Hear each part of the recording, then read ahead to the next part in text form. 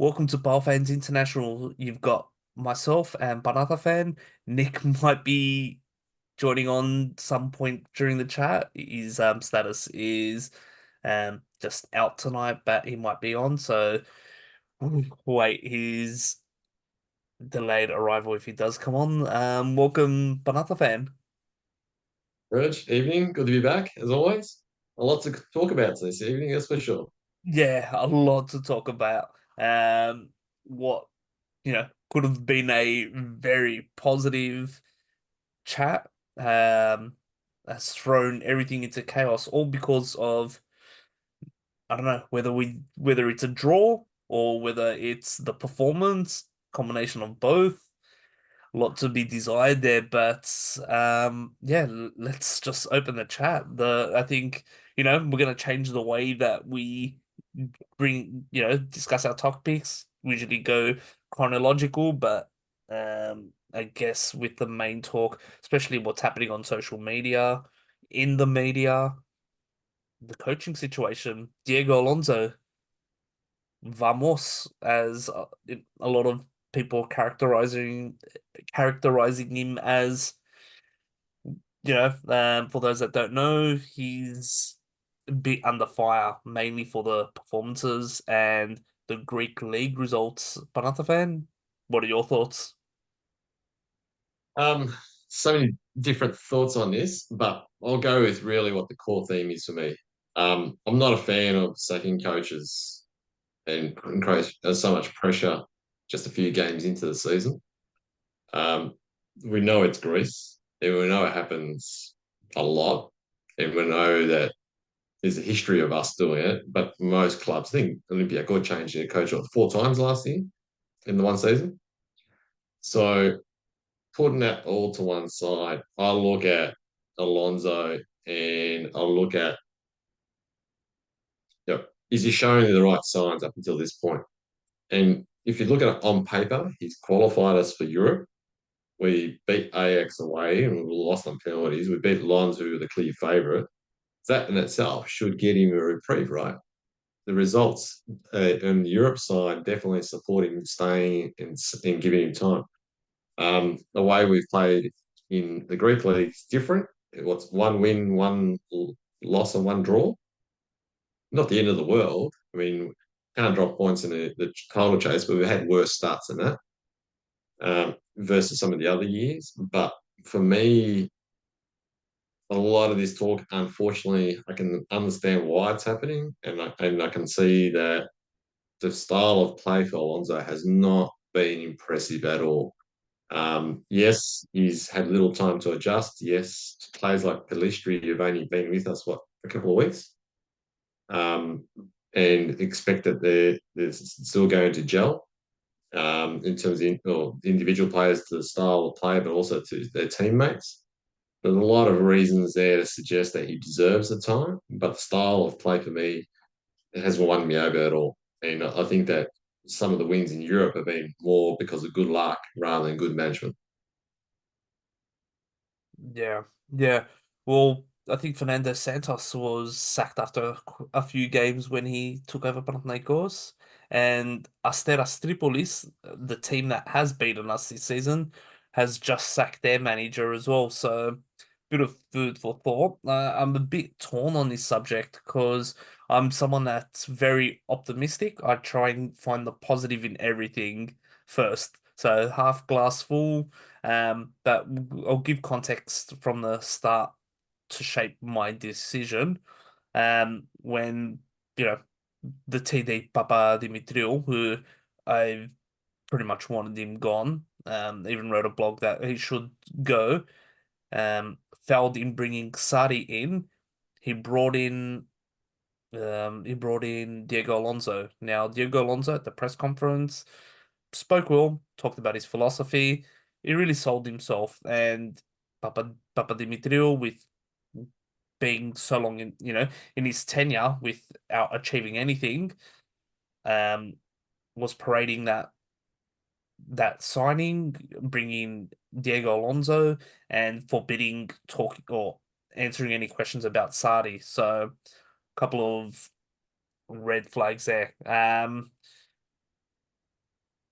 I gave Diego Alonso a chance because the way he spoke at the press conference, his philosophy, it sounded good on the way he's talking about it. In theory, it sounded good.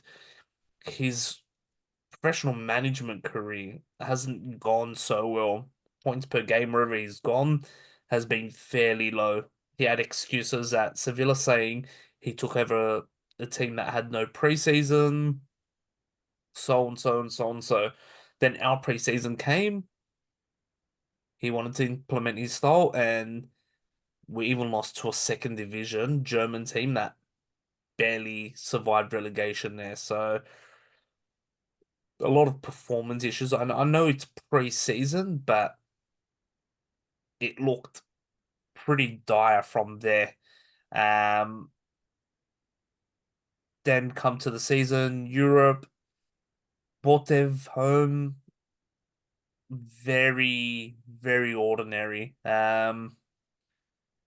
Botev away, that was a professional result. Then Ajax home, I felt it was an arm wrestle. Ajax away, the result was good in terms of winning, but losing in penalties. I think there was a lot of heart, but there was a couple of moments, the quality. So you can give him a pass there. Um, then we played Atromitos. That was a big failure. Dropped. Then we played Lens away. The performance was poor. We got a fa not a I wouldn't say a favorable result, but we got a result that gave us somewhat of an opportunity to win the tie in Greece. So we lost 2-1. They played with 10 players for 70 plus minutes and scored with 10 players. Um, then we beat Levitakos with the Zordi promoted team in a shocking performance as well. Um, then we beat Lens at home, Greece. That's where everything positive would have been. The performance wasn't great. Let's not sugarcoat a win with the performance, but at the end of the day, results are what you talk about that. But the performance still was was pretty ordinary. We got the win, so you got to give him a pass there. Then playing Kallithea, another promoted team, and dropping points there. We scored again in the last few minutes, and they had more chances than us, and they had probably more bigger chances than us. So a lot of that stems from his tactics. I don't think his full well his I said his philosophy is good. In theory, it sounds good. In practice, it's pretty poor. The midfield is completely overrun and exposed. He's brought in players up front, centre back, left back. So he's strengthened a lot of the areas, but the one area which he didn't make any signings, but we did have one incoming player in Maximovic. But the position, the core position, the core area which is getting exposed is the midfield. And we've seen we're getting completely overrun in that midfield. He's playing a high press system that just isn't suiting us. We don't have the personnel to play that high pressure, that high press system, similar to what Ike play. He wants to play that, but we don't have the personnel. I don't think the players know what they're doing when they're trying to play his style. So it just looks completely lost. And they're attacking us with ease. So you got Galicias that had 16 chances against us. I don't recall a time when a team has had that many chances, especially in the Greek Super League, that have had that many chances against us. So do I want him gone? I'm still saying no. I don't want him gone, but he's walking a very tight rope. Um, I just think he's really, really walking a tight rope at the moment, and he needs to maybe change the approach that's going to suit the team and the personnel, not what suits what he thinks is going to work for the team, but he needs to f fix what's actually going to work for the team. And you see it all the time, don't you, where you got coaches that love a certain system, a style of play, and they insist on it regardless of the quality of the personnel. And they don't adapt. And I fear that Alonso is that type of player where you're right. He doesn't have the personnel in the midfield to play that style of play. But is he going to change the system to adapt to the personnel he's got? Or is he going to just persist and hope that they make do and continue to drop points in the meantime? Or just play rubbish football? And that's unfortunately where we're at right now, where you're right about the midfield being overrun. But defensively, though, we've been terrible. And I sort of scratched my head in terms of the two games against Ajax and Lens, how we didn't concede a goal.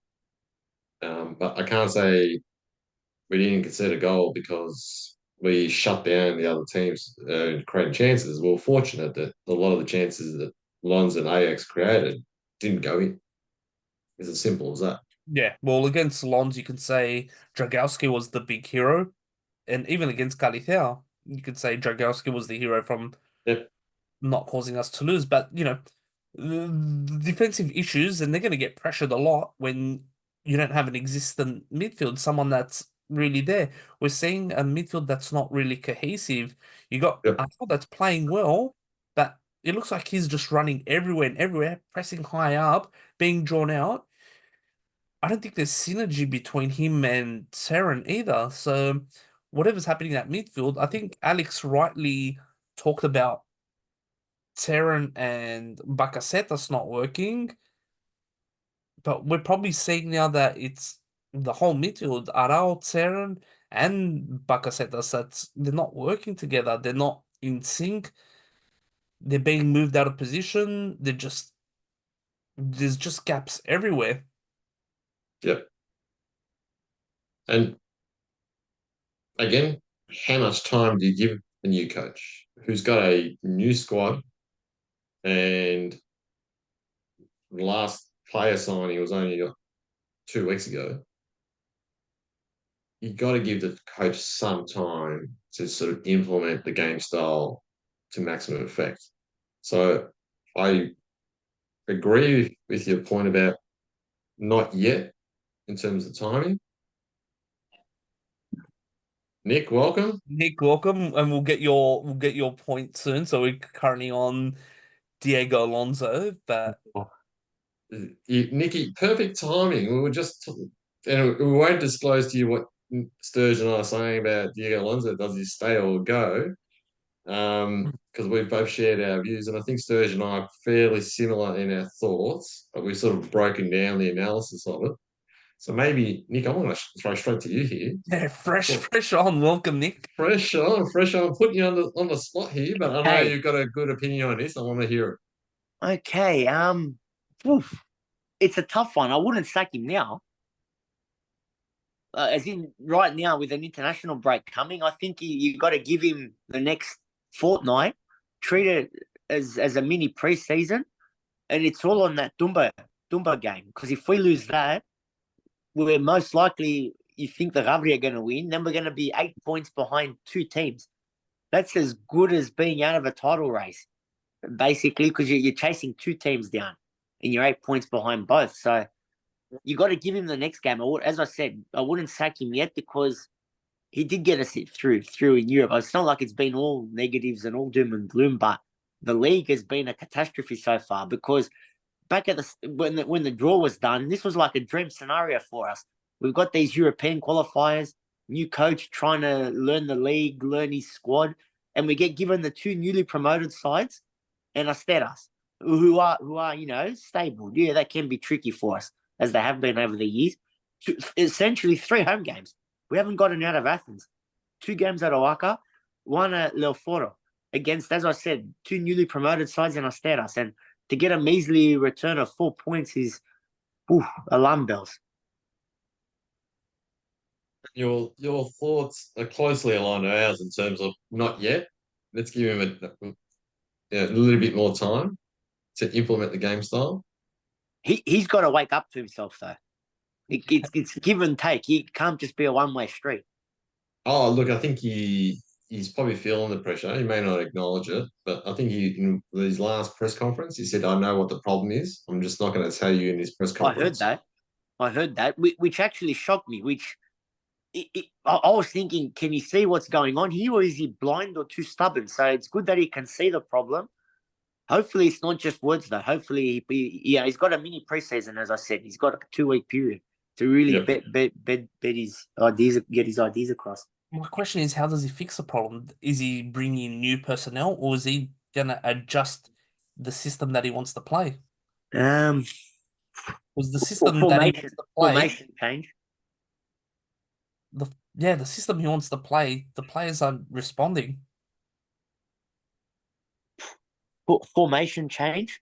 Go back to that sort of where we were this time last year with Jovanovic, where we're a bit. It wasn't that all out vertical sort of style, and go back to that. The core group of this squad, that's what they know. Now, I'll go on. Panathafan, I know you're about to say something. Yeah, no, I was going to say the core group. I agree with the players that are there, but if I look at the squad or the starting 11, as I think it's a starting 11 because we're still not 100% on that. I reckon half the team's new and they don't know the Jovanovic style. And it's like at front, Pelistri, get there in the The front line midfield, yeah. Maximovic, Ingerson in the back line. You've got the fullbacks have been Gotzeda and Mladenovic. So there's a few new players there, but Yeah. I think the Ivan style is very successful at the start of the season last year, no doubt. But the players that we've signed and the quality they've added to this team, I don't think that it's about sticking to what the players know. I think it's about giving them a game style they can adjust and pick up and quickly adapt to. That's the thing. Maximovic, we haven't seen the best of from him. Not really his fault, is it? No, I can't really blame any player as such as it being really poor performances. But that's the thing. He wasn't signed by this coach. And this is where it all gets murky now. We were ecstatic when we signed Maximovic. A different coach signed him. Does he fit into Alonso's game plan? Can he execute on the pitch? Like it's and we know Teddy clearly is struggling without a proper preseason as well. And I think one of you or both of you have been very vocal about our midfield and Teddy and Maximovic midfield. You're gonna have to listen to the podcast to hear our take on what we said about the midfield. So I'll have to listen back then. now my question is, do you wait until Bulk if we don't get a favorable result? Or do you wait until Bansereikos? Like something if it continues not to work. So what would you consider a pass from Bulk or a let go? A draw? Is a draw good enough? Or That draw at the bare minimum, and even then.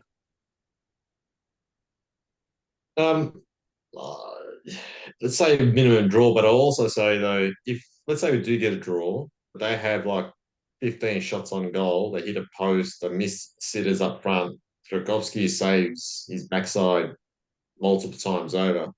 A draw's not good enough. We have to look like we actually are playing decent football and tightening up our defence as a whole, as a team. Because I think that as much as I was celebrating and love the result against Lens, we didn't deserve to go through on balance. It's as simple as that. And if we do the same against Bale, we pull a result out of our backside, but we play atrociously. I don't think that should save him. It's my unfortunate view. That's it. We're the type of team that is capable of going to Dumba and winning, even though historically it's been a tough place for us. We're the type of team that can go there and win and follow that up with a loss to Panathinaikos. Yep. And that's where my deadline is. I'd say no later than Panathinaikos. You have to make your decision then and there. So you're saying he needs 6 points, 4 points from those two, or I'd say the just general bulk performances? is definitely performance related, minimum draw. Because the red flag started way Match day one. from match day one. They But it's gotten worse. improve against Levitakos because that was shocking Yeah. goal. And even the performances against Lens, I think everyone got caught up in the positivity of the progress, but not the performance. So gotta pass. There was acknowledgement that there's still faults. Like those, if you look at the socials, we're unsure if he's the man to take us forward or not. And he couldn't back it up against Kallithea. We were outshot. We made him look like Real Madrid. 27 attempts at our goal. Nah, I think it was 16 shots in I total. heard everywhere 26, 27. No. It was like six. I thought it was. I read 17 in the first half. No. I think If they may be counting like shots from 30 yards out, maybe that maybe didn't even go close, or or maybe block shots too. the official stats are showing 16 shots. Still, Kallithea, 16. Yeah, Either that's what I way, thought. 16 against Kallithea is just not on. It's just unacceptable.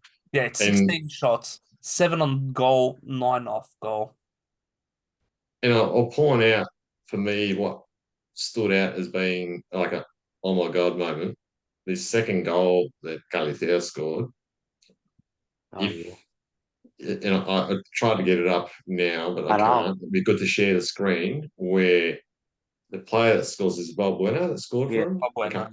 Yeah, and he has 5 meters space, like on the edge of the 6 yard box, and 5 meters nearest foul play. He's so much space for something that wasn't like a break, a fast break. Like there's time for players to track back. It was disgraceful in terms of defending for that. He's 40 years And old, almost 40. 40 years old, but yeah, I'm staggered that we can even allow a goal to go in like that. It's just absolute disgrace. Now, And that for me is really a fundamental flaw of how the team's playing and structured up. I don't say that that's an individual player fault there. The structure allowed that to happen that way. And he has to take responsibility for that. now, Alonso gets sacked. Surely that's the end of Papadimitriou. I think we can all agree He has to be the first to go. Yeah, spot on. Thank you. Beat me to it. but they should both at the same time both should get sacked because in this transfer window he has failed to negotiate player exits. We lost. Sporter, We 2 million lost, there. Aitor. He's gone for free to Ake Larnaca. We've loaned out Sokai. We've loaned out Katris. Yeah. So, and both of Levadia the players were to Levadeco. And we've got so much players that are not wanted. You got Sporter, Verbic, Kleinheisler, Ruben, Villena. We can't negotiate a single player to leave or to make a sale. There was talks with Sporter and Slovan Bratislava, but that's never eventuated. It looks like they've got a different striker now.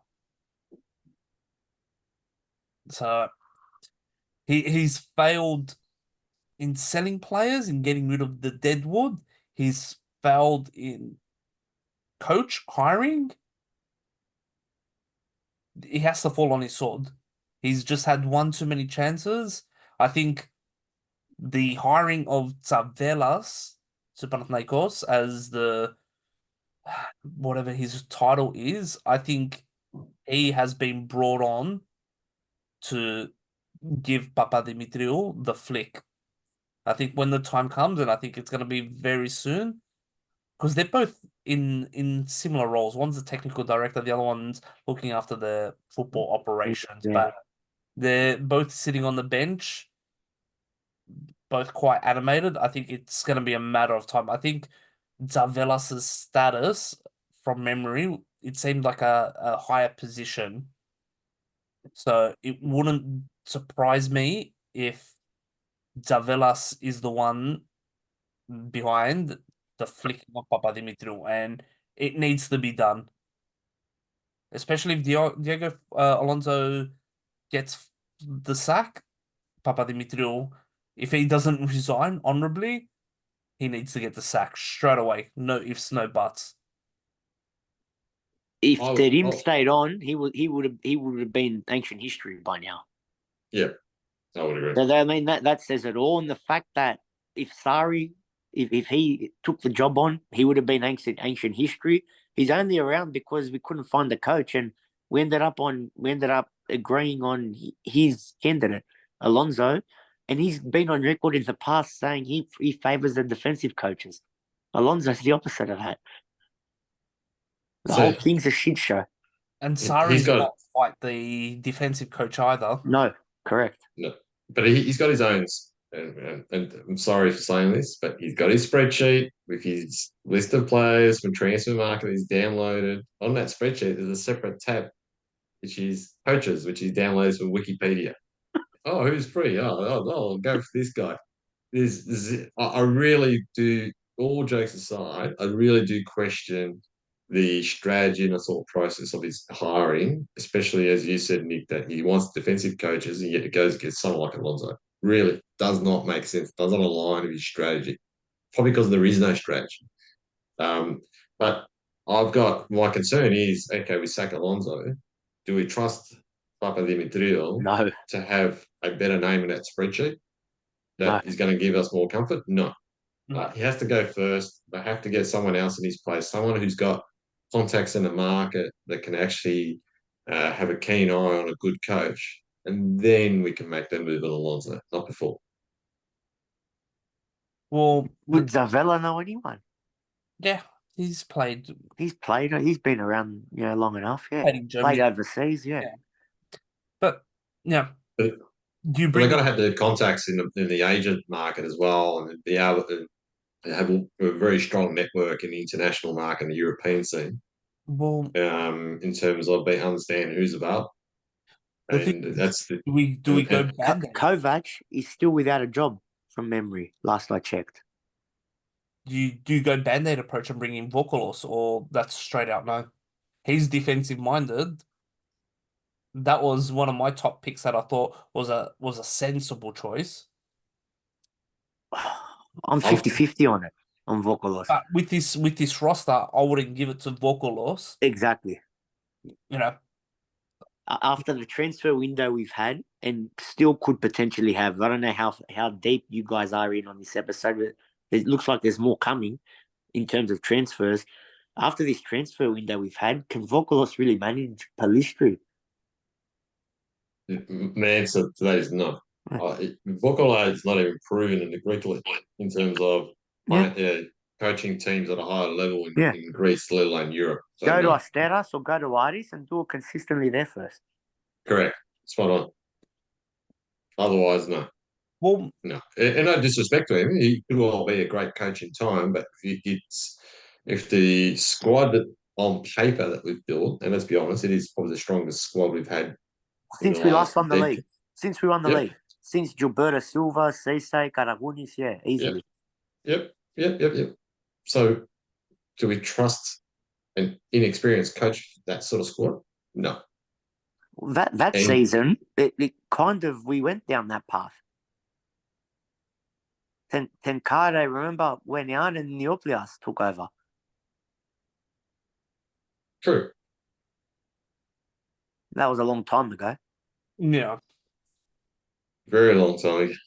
Well, the roster is very appealing, so I think there might be a few managers that would be willing to take the job compared to this roster that we had in summer. You look at it now, I think there'd be a bit more enthusiasm by quality coaches, especially those without jobs.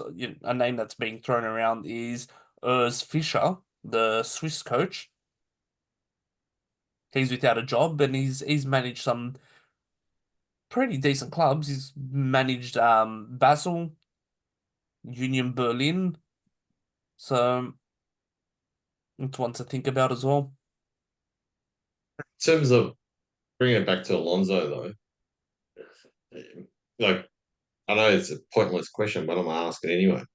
Would we have been worse off under Terry if we went and bought the same players that we did? Would we be any worse or better off with Terry? In the league, I'd say better off. I don't know about Europe. Yeah, I think with Tarum, I think he would have made sure the We would players have been on more than 4 gone. points. I'm gonna say the players that he wanted gone would have already been gone. I Yep. think he would have been more ruthless. Yep. And it's not his job. And it's not his job to get rid of players. And that's the thing.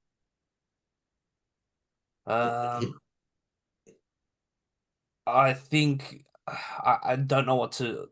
He would have had a full preseason. I'm gonna say yeah. I'd assume with him, Greek league, I think would have been in a better position. We would have been on 9 points. And it's not to say that we should have kept him. That's not my point. I think the point I'm trying to make is that is Alonso was Terry more adaptable in his style? Probably. The thing with Tarum though was if something wasn't working, he would alter the plan. In game, 20 minutes in, yeah. 20 minutes in, he would see that there's issues, he would alter. He'd make the necessary subs, he'd alter. We're not seeing a lot of change. The only change that we see is throwing it up a second striker with Alonso. Yep. He's not making formational changes. He's not making any tactical moves. It's play that system. Similar to the Yova stubbornness, play the system. Yova wasn't No. changing too much around. He would just play the system, trust the system, wait until 70th minute, make the subs. Alonso is of that same thing. Almost wait until that 70th minute, 60th, 70th minute, then the subs will come. But Ivan had style that was effective in large part. I think Sturge is saying when it wasn't working. Like in certain games like derbies when it wasn't working. Yeah, true. But there was okay, maybe put aside the first few games when he took over. You didn't have teams like Kallithea having 16 shots on goal. No. Yeah, sometimes we needed Sporar to score a goal on the 90th minute under Ivan as well to win games. But the other team didn't create many chances either. Not only, yeah, well, his defense first and foremost, but he started from literally that first season, 10 losses he had. And we were never in a title race. And really, there was no expectation to win the league that year. He was starting from zero. This team now on paper is actually, we said it a few minutes ago, it's the best we've had in years. That's the difference. So there's more pressure that comes with that. Yep. But it's not just the results as well. You have to look at the performances. No, they're getting worse. From match day 1 to 3, it's going backwards, not the other way. It's shocking. Like Leverkusen, they had 9 shots against us.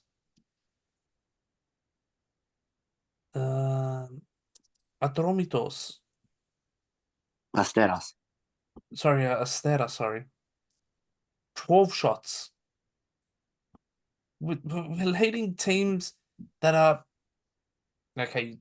I won't say Asteras is lowly, but we're letting lowly promoted teams dominate. asserting themselves, giving them chances. And Kallithea, with those 16 chances, probably could have had more if it wasn't for Dragowski. So the Alonso system is just not working. We don't have the personnel to play it. Whatever he's thinking that he can fix it, he's probably got until Bulk to fix it, because if we lose that game,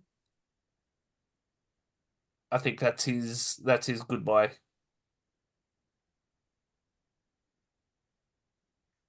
Unfortunately, gonna have to agree. Yeah. And if correcting me if I'm wrong, but didn't Danny Boyatos, superstar youth coach from Real Madrid, get 4 games before he was sacked? 5. What? 4? Was it 4? I think it was 4 or 5, yeah. 5. I think it's 5. Same shit. Yeah. So yeah, it's looking ominous, isn't it? But Boyatos didn't have a good squad. No, exactly. No, Exactly. He had rubbish. Right. Yeah. Yeah. He took over that Donis last season where it really went pear shaped, and we missed Europe and all that. So and that's the sad thing, right? That again, yeah, we've qualified for European Group League football. So that's a tick. That's an accomplishment.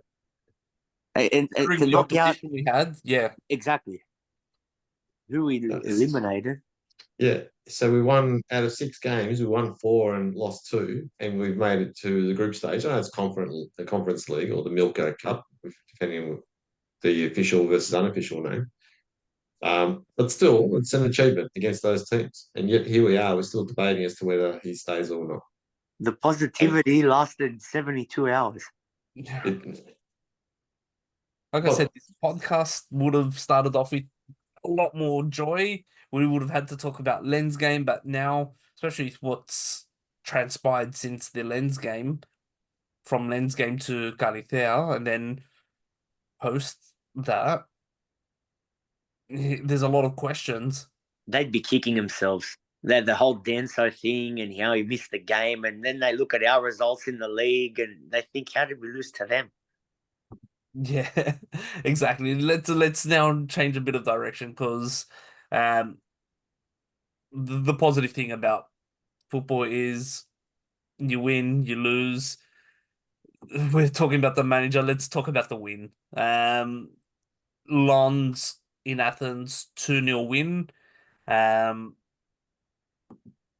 Wasn't a great performance. Fair enough, they were superior, but they were without their 2 centre backs, their best centre backs.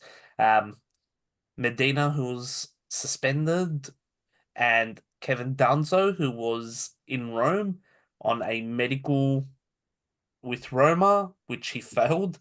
But thank you, Roma. Thank you, Roma, for taking him with that medical, because he failed, and then yeah, they didn't have him. So what happened in that game was Lens had a penalty in the 15th minute, which was saved by Dragowski. Think that was pretty soft, considering what has not in Europe, what has not been given to us. That is very soft penalty. There may have been minimal contact, and I always say if there's contact, it's it's a penalty. But we've seen contact that our players have copped against Ajax, nothing given. And I believe even Lens in the first leg, there was arguably a case. We got the breakthrough in the 62nd minute with Pelistri. Well worked goal. It was similar to the Tete goal against Ajax away in that style, where ran the ball from the midfield. He passed it into the box. I think it was to 40. whose shot was blocked, or he got tackled in the Yeah. last ditch effort, and Pelistri was there to left foot slot it past the keeper, place it beautifully placed, past the keeper. From there, I think that's when we believed we could win, but the way we scored was amazing circumstances as well. Very fortunate. It was a scramble in our box where literally um, Maximovic put his body on the line. I believe he blocked the shot with his chest. 40 cleared the ball. The ball found Mancini, and then on a 2-on-1 break, Mancini and Tete were on the break. Mancini, in a perfect pass, gave it to Tete, and Tete slotted it in with his right foot. That happened in the 82nd minute, 85th minute. Yeah, That something like that. It was a good goal. You look at the keeper in that positioning. The keeper did not expect Tete to shoot it with his right foot. I think the keeper was waiting for Tete to line it up with his left foot, and Tete just caught him off guard by taking it with that snap right foot and just But first go. I think it was very clever by Tete doing that. Just left Samba dumbfounded. And then there was a tense moment again, another scramble in the box.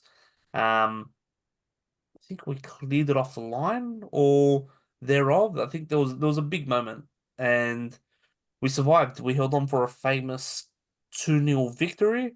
Scoreline and progression will say famous, but performance will say otherwise. Um, so that was how the goals were seen. How do you boys see the match? And I'll probably won't talk to the style of match because we talked about on my thoughts how Lens deserved a lot better result based on the play. I'm going to call out individual performances of certain players because overall it was ordinary from us. But Dragowski was brilliant, goes that saying. That there, love that guy. What a signing! Yeah. He's amazing. And yeah, again, as you correctly described, Sturge, that goal was not anticipated. That was a fantastic goal. Pelistri came on and not came on, so he started, and for what he did, full credit to the young man, and just his first match he started, wasn't it, as well? Um, I thought in defence and welcome different views. I thought Ingerson showed more promise as a defender. And I was concerned about the partnership with Jedvai, but they weren't too bad. They weren't great, but they were better than some of the previous games. So and the fullbacks, what's that? Mladenovic, I thought were okay. I think defensively were okay, but offensively they didn't do much either. But I'll probably give them a pass in that sense, and I'll probably leave it there. Nick? Dragovski man of the match. If he doesn't save that penalty, we're talking about a totally different result. Everything. Alonso might even already be sacked if he doesn't save that penalty because we don't go on and we're eliminated from Europe. We we draw to Kallithea, and I think that's the end of Alonso right there. From there grew into the game. So first half was a bit cagey from our end, which I guess we played a better quality team than us. So we really had to focus on keeping them scoreless because if they did score, then yeah, lights out. Grew into the game. Nice, as you mentioned, nice first goal. Very cool finish from Bellistri. I love that second goal though. That there, as you nailed it. He took it on his right, well, with just bang, snap straight away. The keeper, as you said, for sure was expecting him to take a touch. I was expecting him to take a touch. He caught everyone off guard. Then from there, what about 40? He could have made it 3-0. That would have no one would have seen a 3-0 win coming.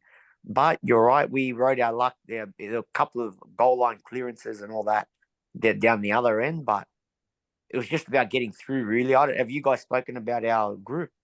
Not our group, our opponents? Next. That's gonna No.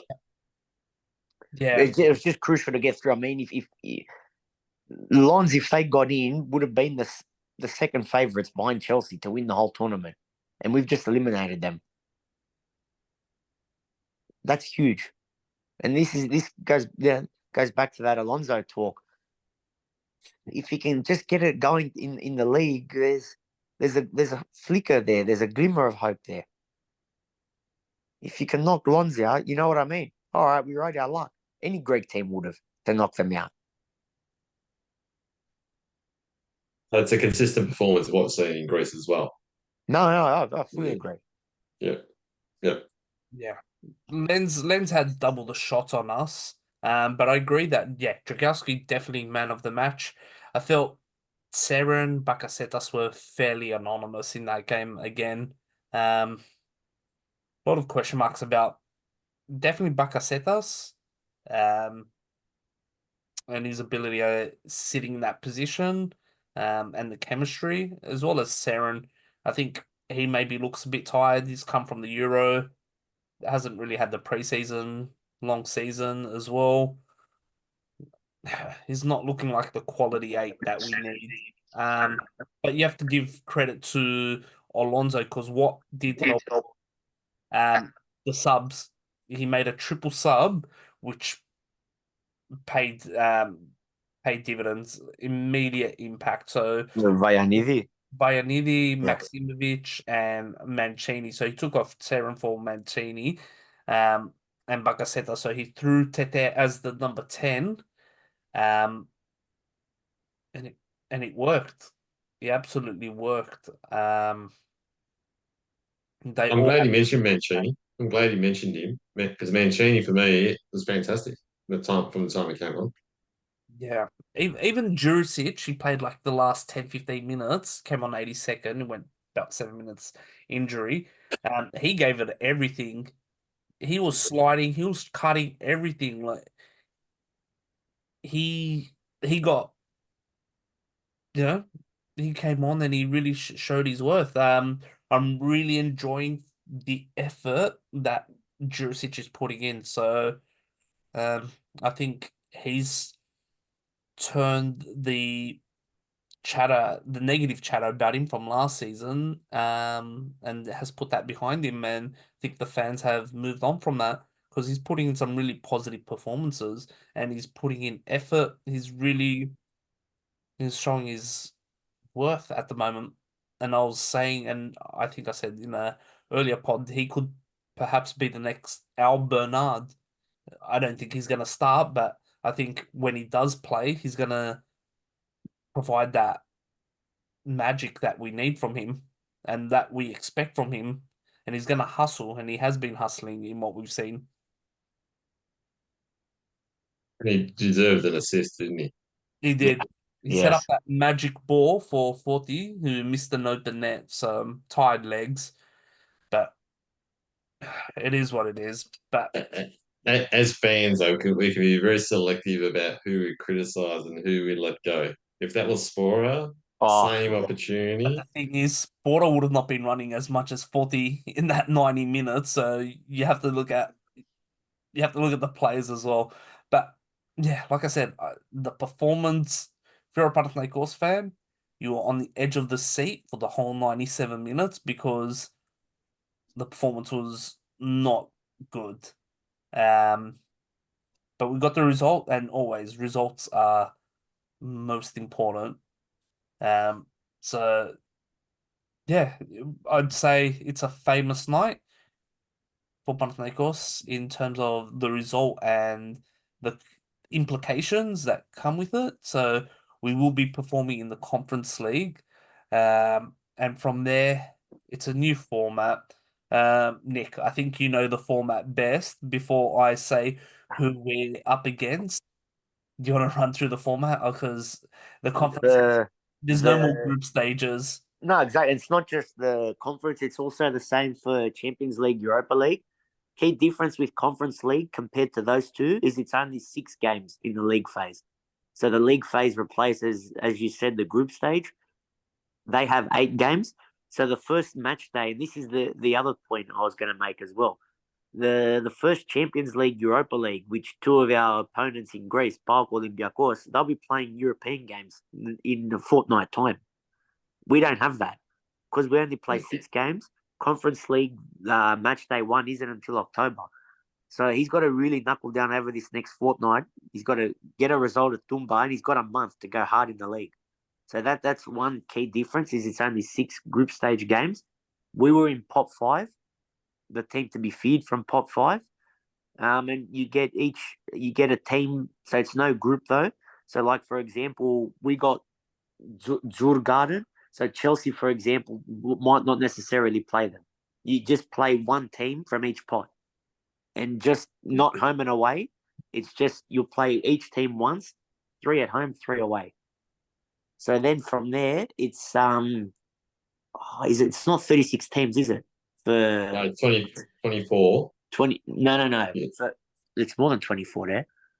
No, in terms of in total, 36. Overall, but is it yeah, 36? 36. Yeah, 36. So and it goes to down eighth, to 24. Yeah, so first to 8th go through automatic. They bypass that qualifying. That qualifying round is what used to be known as the last 32. Yep. So the aim is to finish in first to 8th, which I think we're capable of, given our kind fixtures for the most part, of course. Teams 9 to 24 going into that playoff over 2 legs. Teams 9 to 16 are seeded in that. So that's plan B. Plan A, obviously, we've got to go for positions first to 8th, and it's also good for us, like our coefficient. We can do a whole episode on our coefficient, how bad it is. This is a golden opportunity for us. The money's not as good in Conference League, but just if we can get 5 wins here, that would be huge for our coefficient in the years to come. And then that's the whole thing in this. Chelsea, the Sturge will go, well, he can read out who we play, but the rest are winnable, really. And 4 wins, 4 wins and a draw will definitely get you into that first to 8th position. Then from there, you're straight into the last 16 of this. Then from there, it goes to the traditional home away, 2 legs. If you get a kind draw from there, we could be talking semi-final. And I think you hit the nail on the head that in terms of for this tournament, this cup, it's all about the coefficients. It's not the pinnacle of European football. No. And in case our Olympiacos friends will say, why are you celebrating so hard for the qualification? We eliminated Lens, that's why. Yeah, and outside of that, though, we desperately need those coefficient points, and this is the perfect opportunity for that. So, yeah, and next year, if all goes well, we're playing Europa or Champions League. At least we've got a better shot in terms of that coefficient. If we can do well this year, and there's no reason why we shouldn't. Yeah. I think our coefficient is so bad that we've got the country's coefficient. Up until now, yeah. And I didn't realise that wins in the qualification stages don't get you points. No. It's only the country that gets the points. Correct. So it's really now that we actually start earning points. And Sturge, you probably got the names up there in terms of who we're playing, but having gone through the list of 6 games myself, outside of Chelsea, for me, the hardest game is arguably the first game we were playing in Bosnia away. Correct. That's the danger one. Borac, if I'm not mistaken. Nailed it. And that comes in between AEK and Olympiacos from memory in the league. Yep. So if we can get a win there, then really we should finish top 8. Because even if we lose against Chelsea at home, because then we've got another 4 games, which in my mind, Djurgården's away is probably the other hard one. I want to say hard relative to the other teams. And then you got Helsinki at home. Then you got the New Saints away, and then you got Dinamo Minsk at home.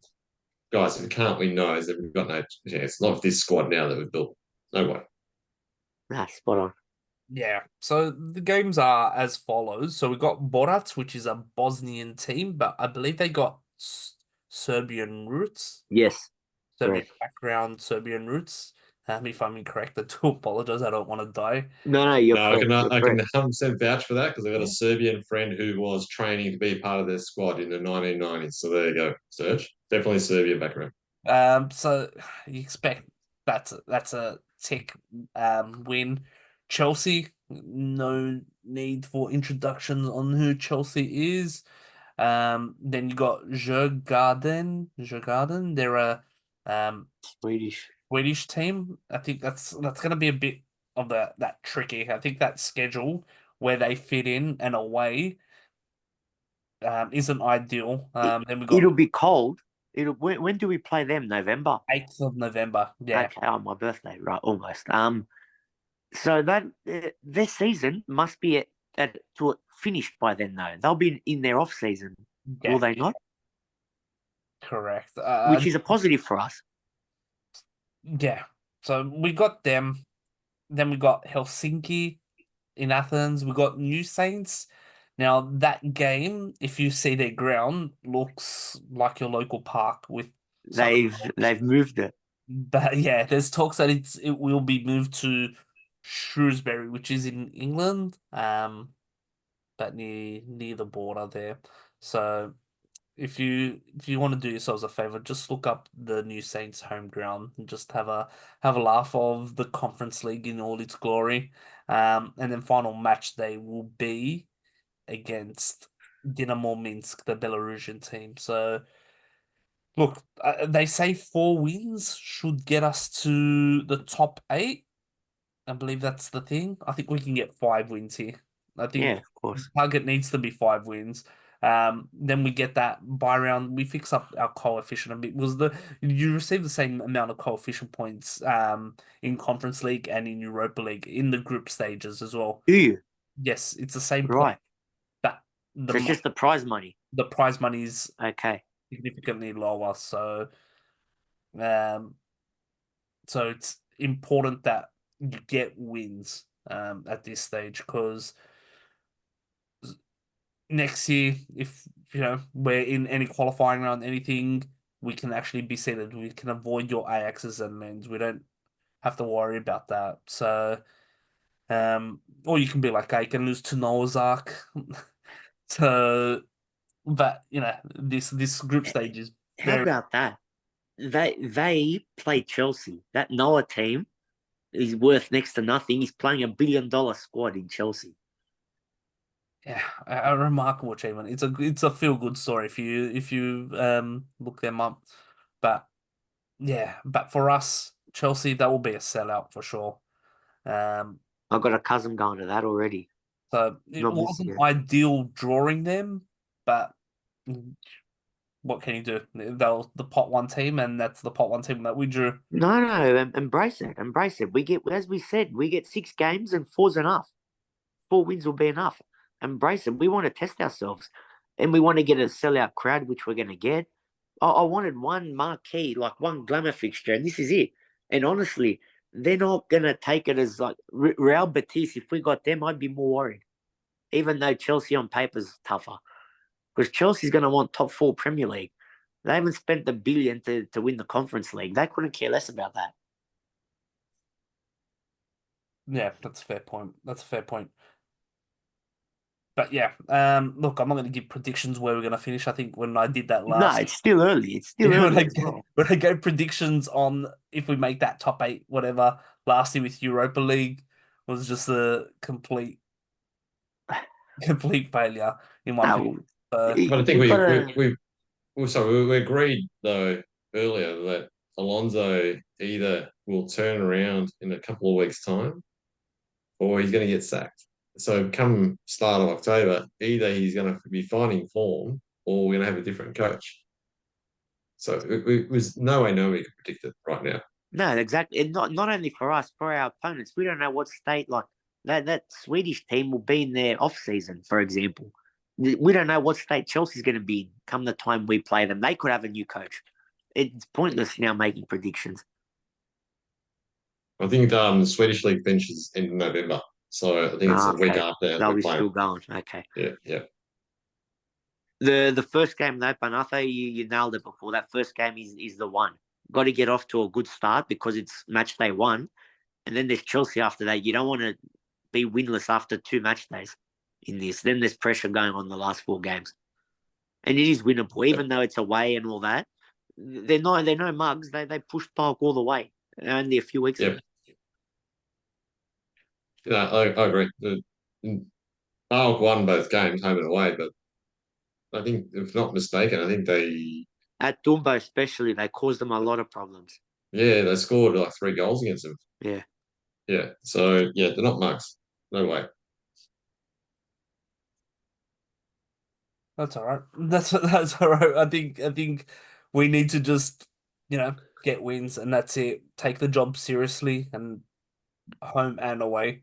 Can't just go into these games thinking we're versing the new Saints, we're versing Jurgarden and take them lightly because they're in Europe for a reason and they're going to give it everything. The team that wants it more, sorry for the cliche, the team that wants it more will win. The team that's going to Yeah. that Yep. midfield will win almost the game. So Yep. We do that, we'll get our pants pulled down if we rock up with that mentality. yeah. Yep. I think that's the conference league done. I think now straight after that, which led to the big negative talk again. Kallithea Panathinaikos at Leoforo as it was Kallithea's home game, which we've loaned to them, which which is that in itself is just face palm. And it was pretty much our crowd that finished 2-2. That was a nightmare game. Performance wise, shocking. Kallithea dominated us. They took the lead in the 28th minute. Moutinho, he was free. Free back post from memory. Um, there was an earlier scare before where VAR ruled out a goal for them, and we did not heed the warning. And in set pieces, we kind of looked very vulnerable. We scored almost immediately through Juricic. It came from a corner, or a cross. Jedvaj headed it, and Juricic flicked it on into the goal. Good goal. Then 80th minute, Valbuena took the lead for Kallithea. That was a um it was just like a counter attack, but it didn't look that pacey. They just had the numbers on us. And it was the guy passed it to one of their players, and his miss-hit shot ended up as a pass to the Assist. back Yeah. post of Valbuena for an empty goal. We almost immediately equalized, but Vayanidis was called for offside. And then in the 93rd minute, Tete scored. It was a run once again made by Pellistri. Low hard cross, back post was Pellistri. Sorry, Tete for the tap in. I think that's how Kallithea scored their first goal. Similar style to what we scored in the 93rd minute. How about though before they scored to make it 2-1, the 40 chance? Yeah, I Because was the keeper. I was on a stream and it paused, it was just buffering right as the ball fell to him. It paused for about 30 seconds. I'm thinking he's nailed this. There's no way he's gonna miss this from there. And I was like, oh my god! When it caught, I was like, you're joking. You didn't put that away. I got to give credit though to the Kallithea keeper. Yeah, what he probably should have chipped it. It was on his left foot, probably not his natural foot, but the Kallithea came out very strong and made himself get there. He positioned himself to make that save, so he's also deserves credit. But yeah, if it was on Forty's right foot, that would have been in the back of the net. But yeah, the performance that match was not good. It was ridiculous. Galatasaray dominated us. We They had many chances. They probably should have won. Dragowski saved us.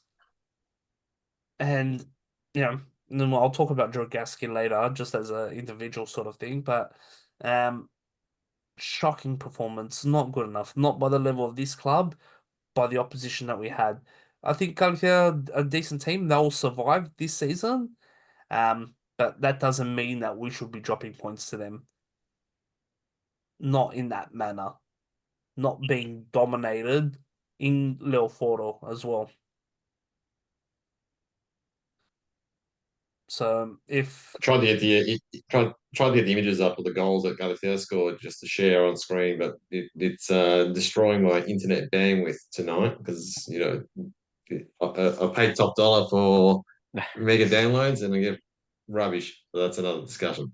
I'm But just scared yeah, of sharing videos because of the violations with the content. Thanks, Cosmote. Thanks, Cosmote. Yeah. But, but but yeah, I think we've already said it before in terms of just as a team we're not functioning right, and it was exposed clearly in this game. yeah, and it's the same thing. I think it's the same problems. Matches across all matches, the midfield is just almost non-existent. The high press isn't working. We're just exposed. You know, we went again. Arau, Seren. We started off with Tete as the 10 to against them, and it just I don't know. We can't blame that. We can't put the blame on Bakasetas because Tete was in the 10 and the midfield just wasn't there. I think we're playing a high press and teams are just the way we're playing the high press, teams are just getting out of it easy. They're escaping with ease. We're pushed up, so they're threatening with their chances.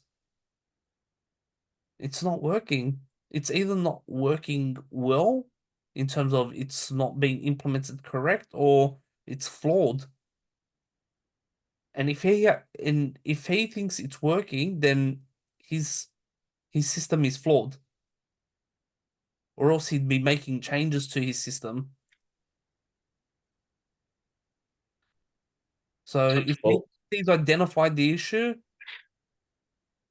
I hope it's a system change because I don't think it's a personnel change. no What one can blame the personnel? personnel. What personnel? That's the thing. I don't think Seren is the person that's going to play a high press. You can't blame Bakasetas because Tete was playing the 10 and, And Maximovic. I don't think it's his game. you know, Aral was in the 6. Aral was doing what he could, but Yeah. when they're flooding the midfield on breaks and attacks, because we're playing so high up, we're playing very vertical, we're trying to play a way that we're not really controlling the ball. We're trying to be just fast and effective, and it doesn't work us. We're a team that we've got ball players. We need to hold the ball. We need to control the match, the rhythm, um,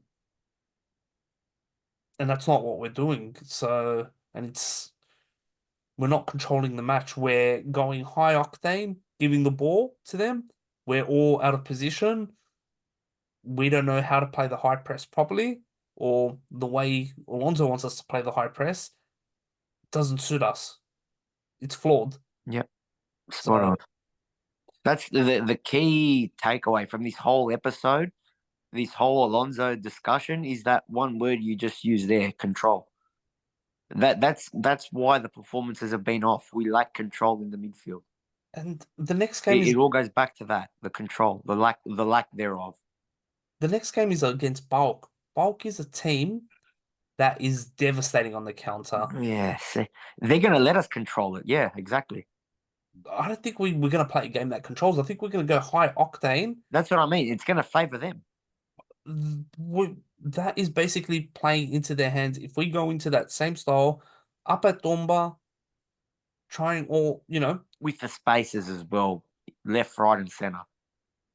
we can't afford to play Cortidas. Cortidas has been very average this season. He's been off the speed. He's just been very, very average. Mladenovic, I think this season there's been improvements in his performances, especially defensively. Do I trust him still? No. I don't trust him against bulk. But these players are going to get caught out if we don't alter something or if we don't alter the game plan. They've got Despotov, Tyson, Kosandelias. Kostadelias, Zivkovic. They got game breakers. They've Brandon got Thomas. Yep. they've got now the Manchester United kid, Shortai, I think. Salov. Sarlov. Yep. Salov. Yep. So they've got a lot of game breakers. Yeah. They got a lot of players that can get the ball to their quick players and find the break. That's where we've been susceptible. I'm glad that Kouliarakis isn't there anymore because, I against Kallithea, I thought we were pretty suspect on corners. There was a couple of times where I think it was Arald lost his man. They were just staring at each other. I think maybe Vayanidis, I believe. We just looked susceptible on the marking in the box. And we know PAO can score with headers in the box. They still got that aerial threat. So that's another thing we've just got to be mindful of. And the Kallithea story is that we're now fearful of what PAO's going to do to us. If Kallithea's put 2 away, and arguably should put more, what's PAO going to do to us? Yep. Now we can say, on the flip side, what did Lens do to us? They didn't score a goal against us in that second leg. So it's not a direct comparison, never is. At the same time, though, I think Lions were unlucky not to get at least 1 goal. You've got to give credit to Bulk the way they're playing so far in the Greek league. Oh, killing it. They beat Atromitos with shocking calls going against them. They beat, and I think when what our good friend Leoforos has said earlier in his podcast, you got to build a team that's going to win the games on the field and beat Yep. the officiating. Yep. Bulk is doing that. They're beating the teams on the field, and even if 1, 2 bad calls come their way, they're finding ways to win the match to put that beyond doubt. We're not there yet. We're building the team. We do have a quality team, really good attacking flair, but we're not winning the games, and we're not winning the decisions either. We're not going to beat VAR if we can't start scoring more goals, start dominating matches.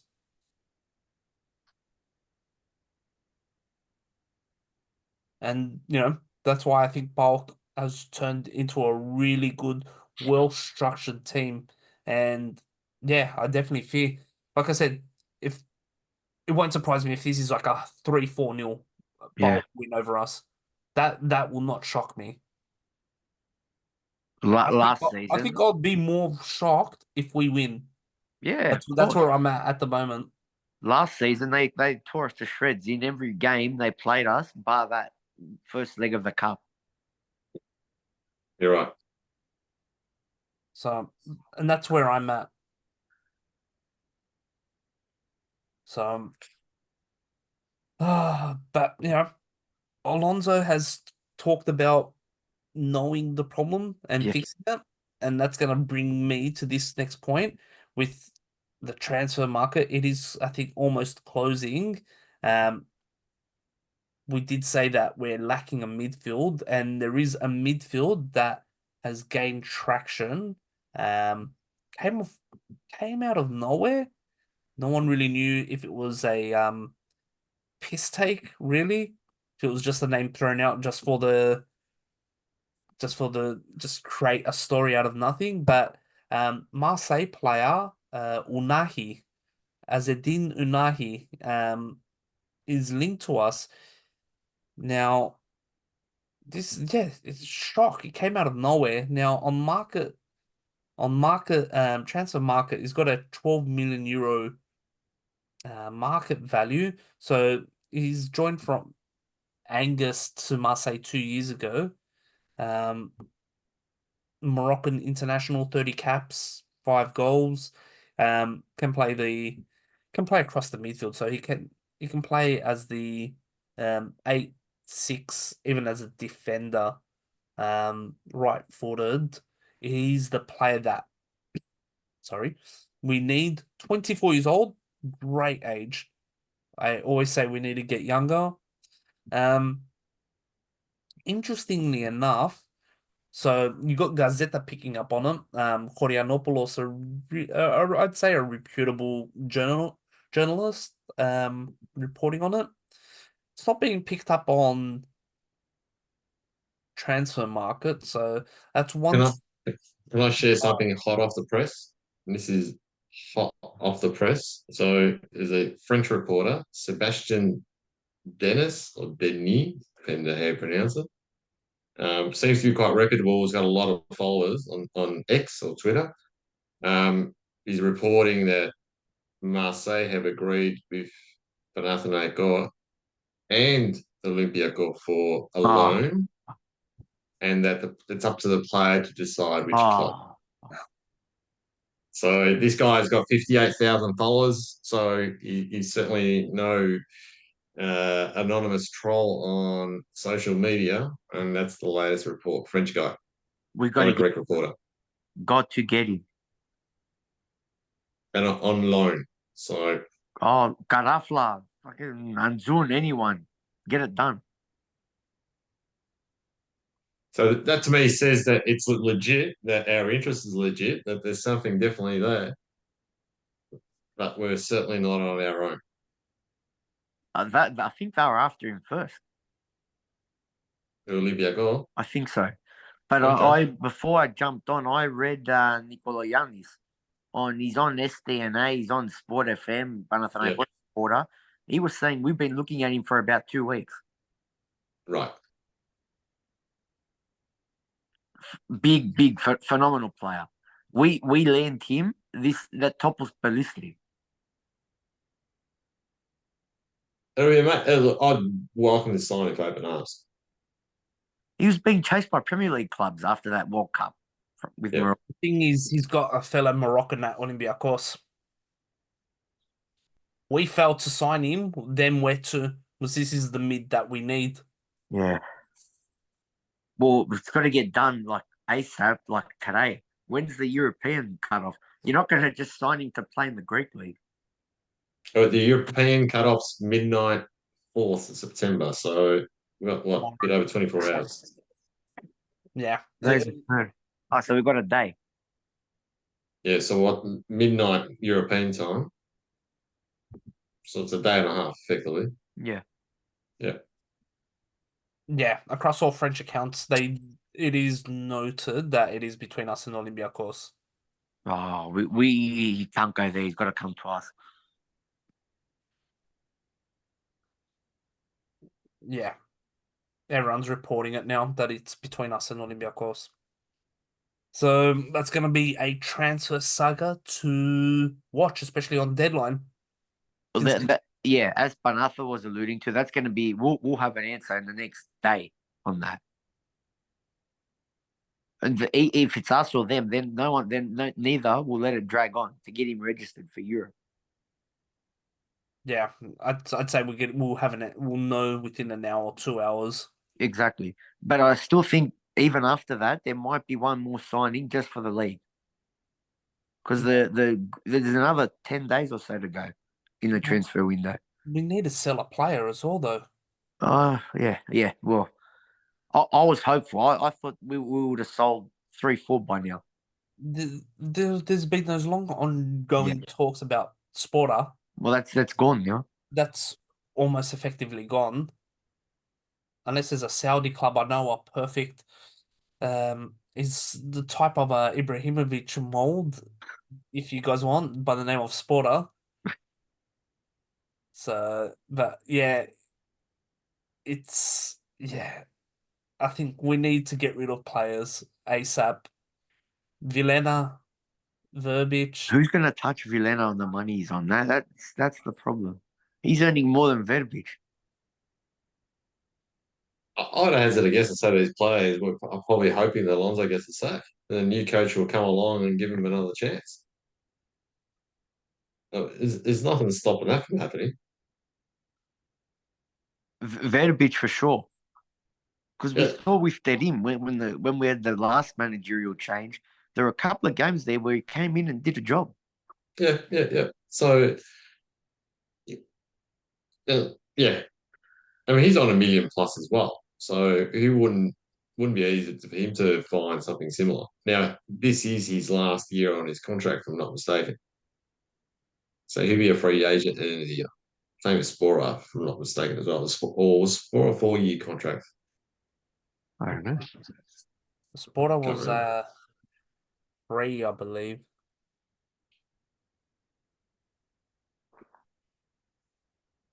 So Sporter is coming off contract. Just getting it now.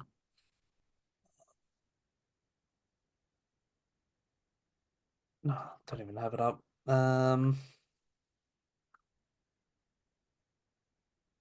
Contract expires 2026. He's got a 4-year contract. 4 Yeah. years, okay. These are shocking contracts. Absolutely shocking contracts. But yeah, it does seem that this Unahi saga is going to be a big saga that won't last long. There's No, at least, yeah. limited time. Limited time. It's where he thinks he's going to get the most use. Does he go Olympiacos, Europa, and teammate El Kabi, or Panathinaikos, Conference League? Might have some visibility on some of the players, like Pelistri, Tete there, so he might make a little bit more of a name for himself. Because there'll be clubs that will be watching them. Obviously, 40, so he might get that opportunity as well with eyes on him. That's probably worth noting. I just look went and did a quick look. Yeah, I saw what you said. It's us and Olympiacos. Yeah, it's all over the French media. Yeah. But the interest is real by the looks of it. It's now a matter of where we get our man.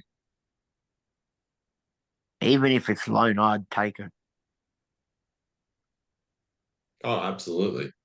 And look, the guy's worth 12 million, so yeah, I struggled to see us forking out anything more than what we paid for that there, which was what, 7.5 or thereabouts. Yeah, with bonuses, 7.5. Yeah. Yeah. So yeah, I struggled to see us paying something similar when we've also paid big dollars for Pelistri as well. But you never know. Yeah, exactly. Anything else, boys, you want to bring up before we wrap it up? Um. Other than Unahia, which as I said, I can't stress how ecstatic I'd be if we were to land him. I think there'll be more incoming. What Um, position, I don't know. Defender, striker. Now that I'd say definitely probably not a striker with the Sporting news. Um, what else? We've covered Alonso. I That's think about everything. I want to finish on a positive note, and that is that we could turn it around. It's far from being end of Oh, of season in the course, Greek of league. course. Yeah, we can definitely turn it around, and I think if the fans are feeling the pressure, then Alonso should be as well. If he's not, then really he's clueless. But I would like to think he's feeling the pressure and he understands the task at hand. So fingers crossed, the mini break is going to give him an opportunity to turn things around. yeah. And it is worth noting there is an international break this weekend, so we do return on the 14th, where we play Polk in Dumba. So week off. Hopefully the boys recharge a bit. They've had a few games already. Bit of fatigue creeping in. Bit of injuries already. Um, recharge. Hopefully, the boys that are on international duty don't pick up any injuries. And that's it. The season kicks off against PAOK in Tumba, where we'll know much more the future of the club, the state of the club. But yeah, let's hope this Unahi. Unahi, As a Dean Unahi. yeah. Let's hope that works out in our favor. If not, once again we'll be questioning this. But yeah, it's just all gain traction now. But with that, thank you for listening, Panathafan. Nick, always a pleasure. We'll put up a poll as well for the across all socials regarding do you want Diego Alonso gone or to stay? I think I know where the poll results are going to be heading. If it's somewhat, somewhat, I think it's going to be more glass half empty. I think, I think some people might not even see the glass there at all. So I'm not going to say who our friends, uh,